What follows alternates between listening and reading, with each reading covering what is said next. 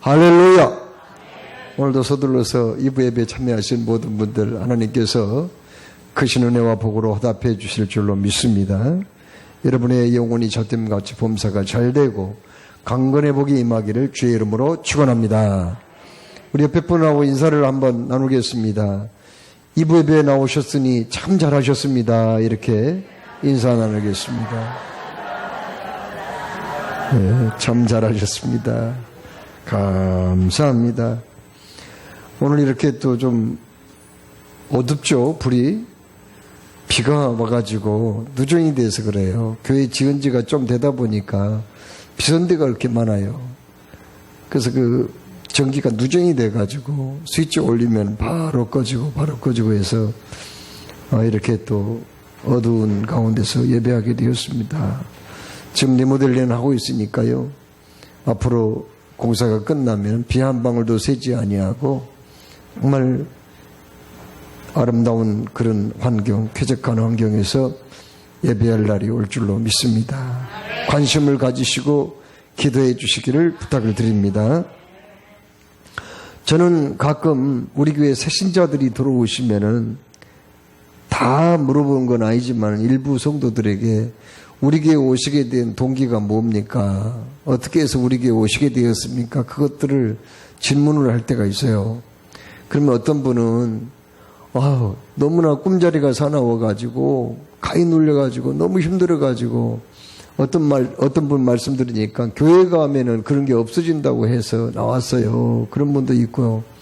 어떤 분은 또 미국에 있는 외삼촌이 목사님인데 하도 교회에 나가라고 그래서 그냥 뭣도 모르고 그냥 나왔어요. 그런 분도 있고, 어떤 분은 건강이 안 좋아서 나왔던 분, 어떤 분은 불면증으로 시달리다가 교회에 나왔다는 분도 있습니다. 어떤 분은 또 그냥 예수 믿으면 자손들이 잘 된다고 하니까 그냥 믿고 나왔어요. 이런 분도 없잖아 있습니다. 그런데 그분들의 모든 그 예수를 믿고 교회를 나오게 된 목적이 이루어지는 경우도 있지만은 어떤 경우는 전혀 그 이루어지지 않는 경우도 없잖아 있어요. 또 어떤 분은 간혹 예수 믿기 전보다 상황이 더 안 좋아진 그런 분도 없잖아 있어요. 그러면 이 문제를 우리가 어떻게 해결을 해야죠? 이 문제를 어떻게 우리가 보아야 되냐고요. 예수님을 믿는데 왜 내가 원하는 대로 안 되는 게 있냐는 거죠. 그럴 때 우리는 어떤 태도를 취해야 되느냐 하는 문제입니다. 오늘 말씀은 주전 605년입니다. 605년에 그 당시에 근동지방에 강력한 나라 바벨론이라는 나라가 있었어요. 이 바벨론의 느부갓네살이 유다 나라, 하나님의 택한 백성 유다 나라를 침공해 들어왔어요. 그리고는 예루살렘을 점령을 하거든요.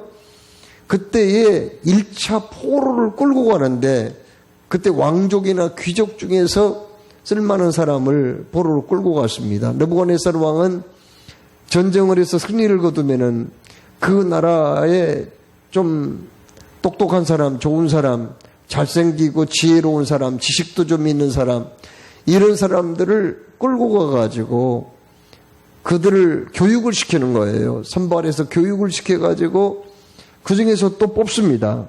최종적으로 뽑아가지고 관리로, 행정관리로, 벼슬로 이렇게 일을 할 수 있도록 기회를 줬던 그런 왕이었어요.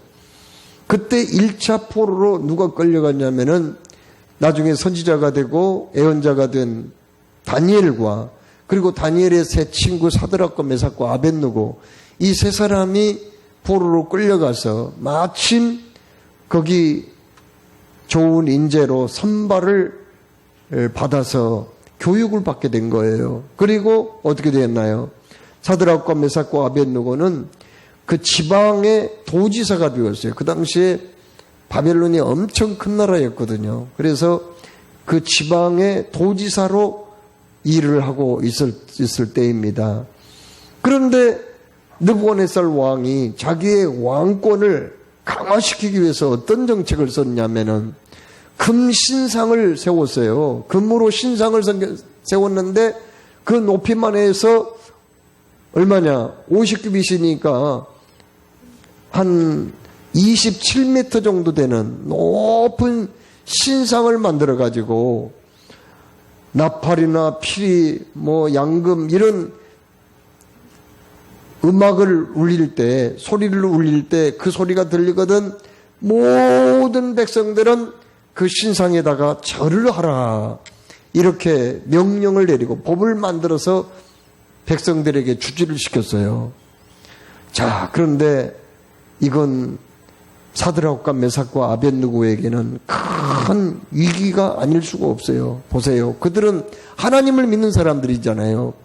세상에 왕이 만든 금신상에 절을 한다면 10계명 제1계명 나 외에 다른 신을 두지 말라. 제2계명 어떤 형상이든지 그걸 만들고 절하거나 섬기지 말라. 이 계명을 어기는 거잖아요.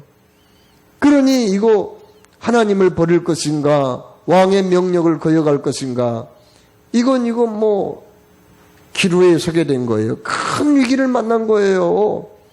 왕이 뭐라고 한지 아세요? 만약에 이걸 지키지 않는 자가 있거든 뜨거운 풀무불 속에 집어던져서 흔적도 없이 다 태워 죽이리라. 이렇게 엄명을 내리게 되었거든요. 이때 사드락과 메삭과 아벳느고는 어떻게 했나요? 그들이 하나님을 버릴 수는 없지요. 하나님을 배반할 수는 없지요. 그래서 그들은 그 금신상에 절을 하는 시간이 되어서 악기 소리 음악이 들려도 일체 움직이지 않았거든요. 그런데 이 모습을 보고 이 바벨론 사람 중에 어떤 사람이 느부갓네살 왕한테 다 일러 바쳤어요. 세상에 그 유다에서 포로로 끌려와서 지방 도지사로 일하는 사드락과 메삭과 아벳느고가 있지 않소? 이 사람들은 겁도 없이 왕의 명령을 어깁니다. 거역했습니다. 이렇게 말을 해서 당장에 데려오라고 왕의 명령을 하죠. 그들에게 불려간 사드락과 메삭과 아벳느고가 뭐라고 얘기를 합니까? 너희들은 왜 왕의 명령을 거역하였느냐? 이렇게 왕이 얘기를 했어요. 너희들이 받은 은혜가 얼마나 크냐? 너희들을 불러다가 산의 진미로 먹이고 교육시켜서 벼슬까지 주었건만 너희들이 어찌하여 말을 거역하느냐? 어찌하여 내 명령을 어겼느냐? 이렇게 추궁을 하니 사드락과 메삭과 아벳느고가 왕이여 그런 말씀을 우리에게 하실 필요가 없습니다. 우리는 어떤 일이 있어도 그 신상 앞에 절을 할 수가 없습니다. 그러니까 왕이 뭐라고 합니까? 너희들이 이번 어겼던 것은 용서해 주고 그냥 넘어가겠지만 또 다시 나의 명령을 어긴다면은 7배나 더 뜨거운 풀무불 속에다가 너희들을 집어 던질 것이다. 이렇게 이협을 했죠. 그때에 사드락과 메삭과 아벳느고가 뭐라고 얘기합니까? 왕이시여, 왕께서 우리를 풀무 속에 집어 던진다고 하더라도 우리가 믿는 하나님이 그 불구덩이에서 우리를 건져내실 것입니다. 이렇게 얘기를 합니다. 여러분, 사람은 다 죽음을 두려워합니다. 왜 그럴까요? 우리 사람에게는 생존의 본능을 주었거든요. 살고 싶어요. 이 중에서 죽고 싶은 사람 있어요? 아니죠. 살 때 행복하게 그리고 건강하게 오래오래 참으로 보람있게 살고 싶은 마음이 다 있어요.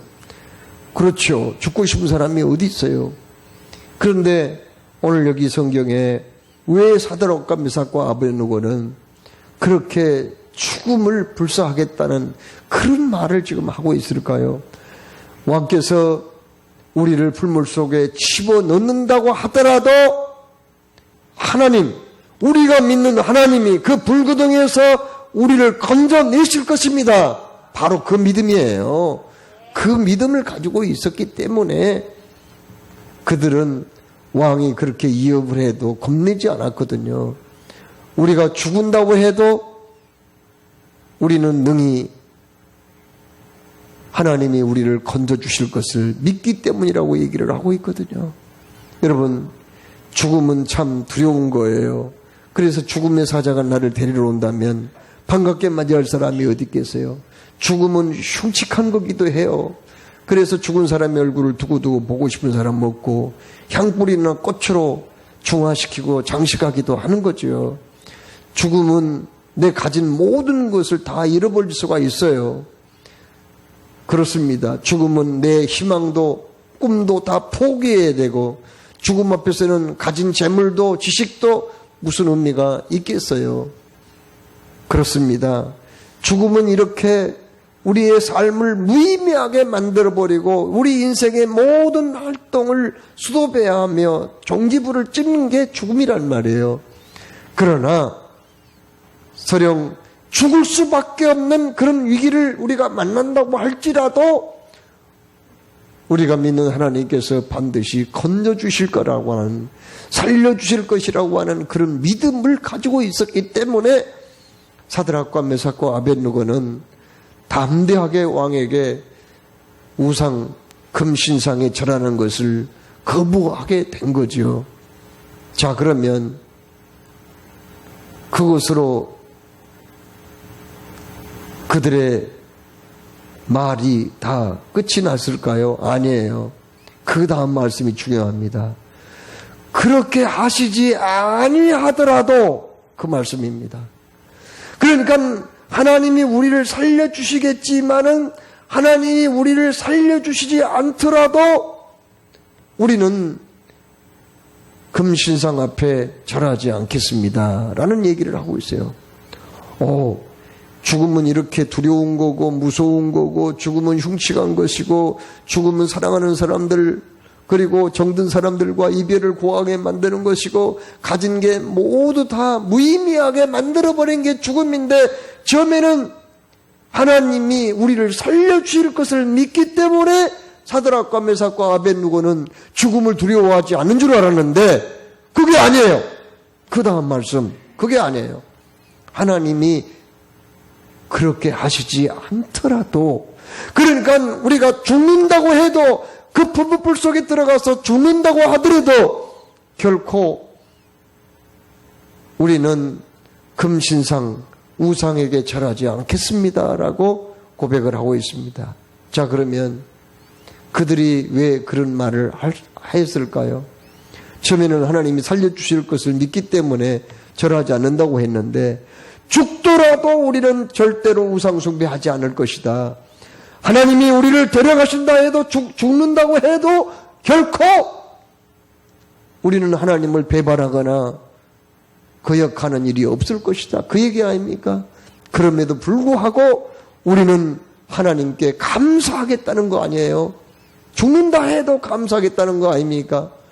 여러분, 성경에 이 말씀하고 비슷한 내용이 또 한 군데 있죠. 하박국 3장 16절로 18절까지 말씀이에요. 장절도 비슷하지요. 거기에 뭐라고 말씀했습니까? 하박국 선지자가 이렇게 고백합니다. 무화과 나무가 무성치 못하며 포도나무에 열매가 없으며 감람나무에 소출이 없으며 밭에 식물이 없으며 우리의 양이 없으며 외양간에 소가 없을지라도 나는 기뻐하며 즐거워하겠다, 그런 고백을 하고 있어요. 참 왜 그렇게 없는 게 많은지, 없다 하는데 없어요. 가진 게 없어요.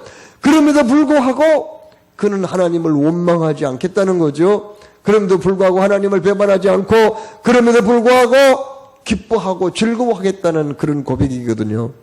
요즘 버전으로 얘기하자면은요, 쌀독에 쌀이 바닥나고 없고 애들이 등록금 날라는데 줄 돈이 없고 공과금은 몇 달간 밀리고 또 빚쟁이들은 밤낮 빚독촉하고 회사는 부도나서 더 이상 운영이 어려운 그런 상황, 자식들은 공부를 못해서 저 뒤에 있고, 그리고 건강까지 좋지 않아서 요즘 몸까지 아프다 이 말이죠. 그런 상황이란 말이에요. 그런데 그런 상황에서도 뭐라고 말씀했어요? 기뻐하고 즐거워한다. 도대체가 어떻게 그렇게 할 수 있어요? 그게 사람이에요? 사람이 꼬집으면, 누군가 꼬집으면 아픔을 느껴야 되고, 안 먹으면 배도 고프고 그래야 되는데, 아니 없다 계속 없는 게 그렇게 많은데, 그런 상황에서도 어떻게 하나님을 원망하거나 불평하지 않을 수 있냔 말이에요. 어떻게 기뻐할 수 있냔 말이에요. 즐거워할 수 있냔 말이에요. 여러분, 감사는요, 기독교만 있는 게 아니에요. 다른 종교에도 감사가 있습니다. 심지어 종교가 없는 사람들 중에도 인격이 출중한 사람들, 성인들이라고 불림을 받는 사람들은요, 늘 감사가 있었어요. 감사를 강조하고 있습니다. 그러나 우리가 알아야 할 것은 기독교의 감사와 다른 종교의 감사는 다르다는 점입니다. 어떤 점이 다를까? 다른 종교는 베푸신 그 은혜, 받은 은혜에 대한 반응을 얘기하는 거예요. 부모님께 은혜 받았어요. 은혜를 입었어요. 그러니까 부모님께 감사하는 거예요. 선생님에게 은혜를 입었어요. 그러면 선생님께 고맙게 생각해야 한단 말이에요. 어떤 그 이웃이나 세상 사람들에게 내가 어떤 은혜를 입었으면 당연히 그걸 잊지 말고 감사하라는 거예요. 이게 다른 종교의 감사예요? 그러면 기독교의 감사는 뭔가요? 범사에 감사하는 거예요. 범사. 범사라는 건 뭘 말하지요? 모든 일이라는 말 아닙니까? 그렇습니다. 성공할 때도 감사하지만 실패할 때도 감사하는 거예요. 건강할 때도 감사하지만 건강하지 못할 때도 감사하는 거예요. 또 형통할 때도 감사하지만 실패하고 어려움을 당할 때도 감사하는 거 아니에요. 그게 감사예요. 기독교의 감사.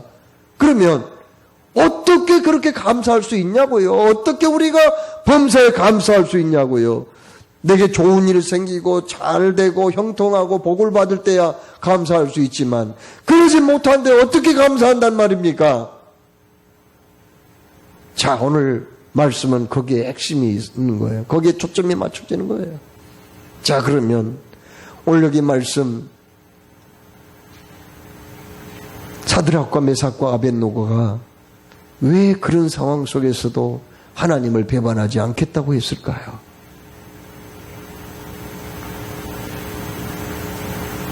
왕이 우리를 풀물 속에 집어 던지면은 우리를 건져줄 거라고, 살려줄 거라고. 그러나 살려주지 않고 우리가 흔적도 없이 불 속에 태워져서 죽은다고 해도 우리는 감사할 거라고. 어떻게 그렇게 감사할 수 있느냐는 거죠. 그런 상황 속에서. 여러분, 오늘 25절 말씀이 굉장히 중요합니다. 거기에 뭐라고 말씀했어요?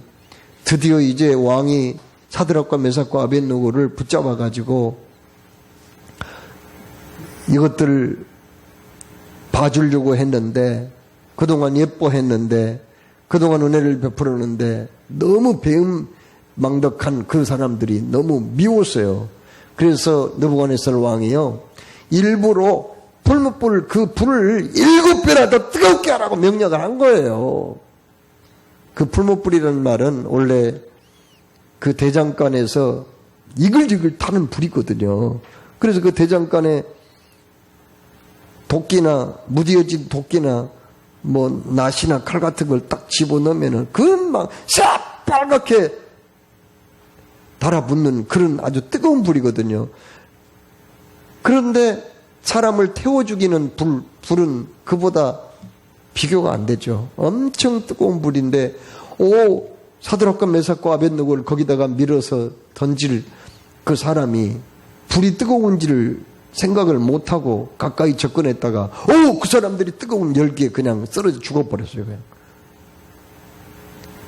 그리고 다른 사람이 와서 이제 그 사드락과 메삭과 아벳노고를 붙잡아서 멀리서 집어 던집니다. 불 속에다가. 인정사정 없이 불 속에 던져버려요. 그들을 불 속에 던지라고 명령한 이후에 느부갓네살은 마음이 아팠어요. 왜요? 그들이 자기 말에 거역은 했지만은 그래도 성실한 사람들이었거든요. 그래도 진실한 사람들이었거든요. 일하는 사람들이었거든요. 참 유능한 사람들이어서 마음이 아팠어요. 그래서 그가 그 세 사람이 죽게 된 그 불에 가까이 접근해서 멀리서 내려다 보았어요. 이 사람들이 어떻게 됐나 궁금해서 내려다 보았는데 아이고 웬일인가요? 죽지 않았던 거예요. 그 불 가운데서 이 사람들이요 막 이리 걷기도 하고 저리 걷기도 하고 막 움직여서 왔다 갔다 하는 거예요. 그런데 더 신기한 일은 분명히 사드락과 메삭과 아벳느고 세 사람을 불 가운데 던졌는데 한 사람이 더 있는 거예요. 네 사람이에요. 네 사람이 불 가운데서 왔다 갔다 걸으며 움직이고 있었던 거예요. 도대체 그러면 세 사람 말고 한 사람은 누구였단 말입니까? 오늘 성경에 신의 아들이라는 말씀을 하고 있습니다. 여러분, 신의 아들은 누구예요? 이 세상 모든 사람들은 다 하나님하고 원수가 된 사람들이에요. 하나님의 아들, 딸이 아니었어요. 그런데 노마서에 하나님의 아들, 딸이 아니었던 우리들을 불쌍히 여기셔서 예수님을 믿게 만들고 자녀로 삼아주셨는데 그 자녀는 친자녀가 아니라 양녀예요. 물론 양자나 양녀도 권리는 똑같은 거예요. 하나님의 자녀로서 권리는 다 똑같지만은 하나님의 친아들은 누구밖에 없어요? 오직 예수님밖에 없는 줄로 믿습니다. 구약 성경에는 예수님에 대한 그런 예수님이라는 이름은 없지만 그러나 예수님이 많이 등장합니다. 그래서 예수님이 요한복음 5장 39절에 너희가 성경에서 영생을 얻는 줄 생각하고 성경을 상고하거니와 연구하거니와 이 성경이 나에 대해서 하신 말씀이라 이렇게 말씀했거든요. 구약 성경도 다 예수님에 대한 얘기예요. 보세요. 여기 신의 아들 사드락과 메삭과 아벳느고와 함께 거기 불 속에 있었던 그 신의 아들은 우리 주 예수님이신 줄로 믿으시기 바랍니다. 바로 그거예요. 사드락과 메삭과 아벳느고가 왜 죽음을 두려워하지 않았나요? 하나님이 살려주실 것만 믿고 두려워하지 않았나요? 아니에요. 그 차원을 더 넘어선 거예요. 우리가 설령 죽는다 해도 하나님을 거역하지 않는다고 한 것은 우리가 죽는다 해도 우리를 지옥불에서 건져주실 분이 있다는 거예요. 그분이 예수님이라는 거죠. 그들에게는 그 신앙이 있었기 때문에 설령 죽는다고 해도 주님이 예비하신 그 나라로 가서 영원한 생명을 누리고 영광 중에 거할 것을 믿고 그들은 주님이 우리를 살려주시지 않는다고 해도 하나님이 죽게 한다고 해도 우리는 하나님을 거역하지 않겠다고 고백하게 된 줄로 믿습니다. 여러분, 하나님이 나를 구원하시려고 얼마나 많은 일을 하셨는지 몰라요. 첫째로 작정을 하신 거예요. 우리를 구원해야 되겠다 작정을 먼저 하신 거고요. 그 다음에 우리를 또 선택을 하셨고 그 다음에 우리를 찾아오셨고 우리를 부르신 거예요. 모세야 모세야 부르신 것처럼 아브라함아 아브라함아 부르신 것처럼 우리를 다 부르신 거예요. 그 부르심의 그 모습은 각자가 다 같지는 않죠. 어떤 사람은 질병 중에 부르신 분도 있고 친구의 전도를 통해서 부르신 분이 있고 어떤 분은 뭐 그냥 태어나자마자 부모님에 의해서 믿는 사람도 있고 아무튼 하나님이 부르신 그 모양과 방법 시간과 장소는 같지 않지만 아무튼 하나님이 불러내셨기 때문에 우리가 예수님을 믿게 된 줄로 믿습니다. 하나님께서 이끌지 아니하면 아무래도 내게 올 수 없으니 오는 그를 내가 마지막 날에 다시 살리리라고 예수님이 말씀했잖아요. 부르신 거예요. 불러서 어떻게 하셨나요? 회개시킨 거죠. 그리고 예수님을 영접하여서 하나님의 아들, 딸 되게 하셨고요. 그리고 성령으로 거듭나게 해주신 줄로 믿으시기 바랍니다. 성령으로 거듭나게 해주시고 끝난 게 아니에요. 우리를 늘 성화시킨 거예요. 주의 말씀으로 성화시켰어요. 그래서 우리가 믿기 전하고 지금하고는 다르잖아요. 처음에 믿었던 나와 지금의 나는 좀 달라졌잖아요. 왜요? 주님이 나를 변화시켰다니까요. 성화시켰어요. 성화는 예수님을 닮아가는 삶을 말해요. 그리고 우리는 결국 영화의 단계에 들어서게 되는데, 영화의 단계란 뭡니까? 주님이 예비하신 영원한 천국에 입성하는 것을 말하는데, 우리가 가서 살 천국은 어떤 곳인가요? 거기는 유리같이 맑은 황금길이 있어요. 그리고 생명수 강물이 길 좌우편으로 흐릅니다. 그리고 거기 강가에는 달마다 열리는 12가지 생명수 실과가 있고요. 거기는 다시는 이별이 없습니다. 죽음이 없어요. 거기는 저주도 재앙도 전쟁도 없고요. 두려움의 상징인 바다도 없습니다. 밤도 없어요. 참으로 그곳은 영원토록 주와 함께 영광 중에 거하는 세상이며 영원토록 주님을 찬송하며 기쁨 가운데 거하게 될 줄로 믿으시기 바랍니다. 우리는 앞으로 죽어서 먼 훗날에 영생을 얻고 구원을 받은 게 아니에요. 이미 지금 우리는 구원을 받은 줄로 믿으시기 바랍니다. 예수님이 요한복음 6장 47절에 진실로 진실로 내게 이르노니 믿는 자는 영생을 가졌나니 아멘, 이렇게 말씀했음을 기억하시기 바랍니다. 언제 영생을 가져요? 지금 가지고 있단 말이에요. 여러분에게는 앞으로 영생 받고 구원받는 게 아니에요. 이미 구원을 받았고 이미 우리는 영생을 가지고 있단 말이에요. 할렐루야.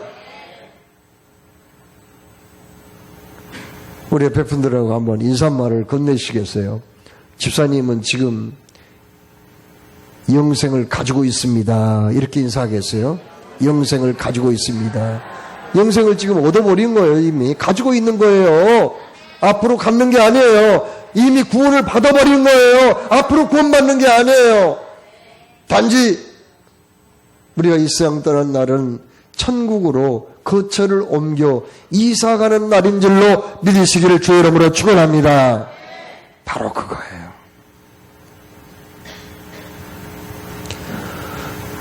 하박국 선지자가 무화과나무가 무성하지 못하고 포도나무에 열매가 없고 감람나무에 소출이 없으며 밭에 식물이 없고 우리에는 양도 없고 외양간에는 소가 없을지라도 없는 게 왜 이렇게 많아? 없고 없어도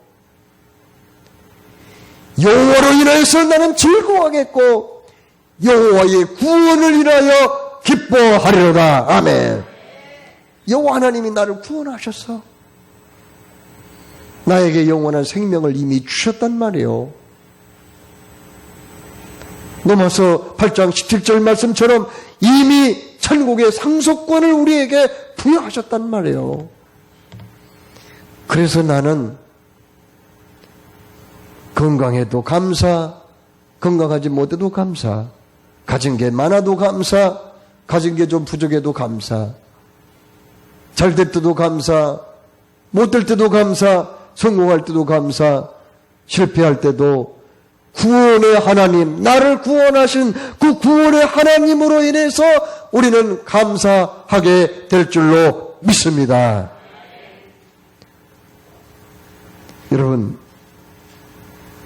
욥이라는 사람을 여러분 어떻게 보세요? 믿음이 좋은 사람이지요.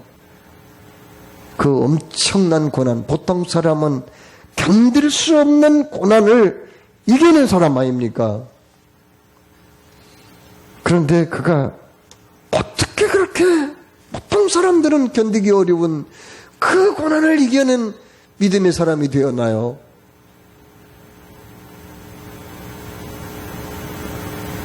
여러분, 욥기 13장 15절 말씀을 읽어보면은 현대의 성경에서는, 현대인의 성경에서는 그렇게 얘기를 합니다. 욥이 뭐라고 고백한 줄 아세요? 하나님이 나를 죽이신다 해도 나는 하나님을 믿겠나이다. 보세요. 욥의 신앙이 클라이막스예요. 멋져요. 하나님이 나를 죽이신다고 해도 나는 하나님을 믿겠다는 거예요. 멋지잖아요. 그런데 하나님이 나를 죽이시는데 내가 왜 믿어? 아니, 복 주셔야죠. 은혜 주셔야죠. 잘되게 해줘야죠. 건강 주셔야죠. 자손들이 복 받게 주셔야 내가 하나님 끝까지 믿고 의지하지. 하나님이 나를 죽이시는데 내가 왜 하나님을 믿어? 내가 왜 하나님을 의지하냐고. 욥은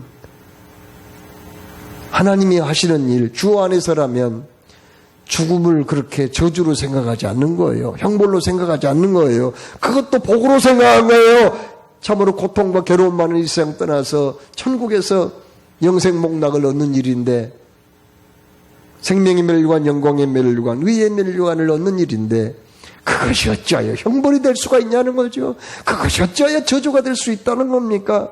그래서 욥은 하나님이 나를 죽이시더라도 나는 원망하지 않아. 불평하지 않아. 하나님이 나를 죽이시더라도 나는 하나님을 의뢰하겠다고 고백한 줄로 믿으시기 바랍니다. 자, 여러분, 주님이 우리에게 요구하시는 믿음은 예수 믿고 구원받는 믿음이에요. 그러나 더 나아가 주님이 원하시는 믿음은 범사에 감사하는 믿음인 줄로 믿습니다. 여러분, 여기 사드락과 메삭과 아벳느고는 그런 신앙을 가지고 있었어요. 하나님이 그렇게 아니하실지라도 나는 하나님을 믿겠다. 바로 그 신앙으로 주님께 인정받고 칭찬받는 저와 여러분이 되기를 주의 이름으로 축원합니다. 사랑의 주님, 오늘도 말씀을 주셨습니다. 주신 말씀 새기며 정말 주님이 원하시는 그 신앙이 어떤 신앙인가? 왜 사드락과 메삭과 아벳느고는 극한의 어려움 속에서 감사할 수 있었는가? 왜 하박국 선지자는 가진 게 없고 없는데